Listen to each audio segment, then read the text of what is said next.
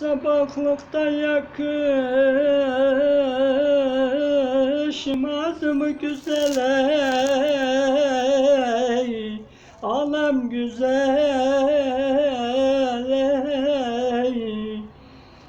Vala güz gelince ballar döner gazel, anam gazel. Eğer ben ölürsem de gitsen yarın tazeley, vala öteki kollarımdan salla benim mezar, anam mezar.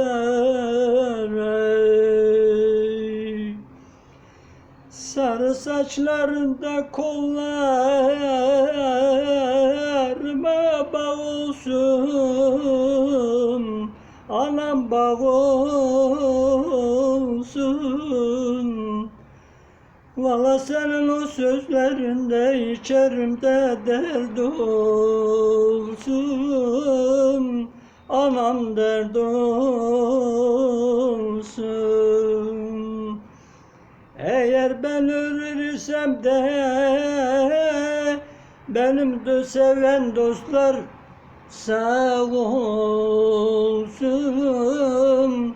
anam sağ olsun.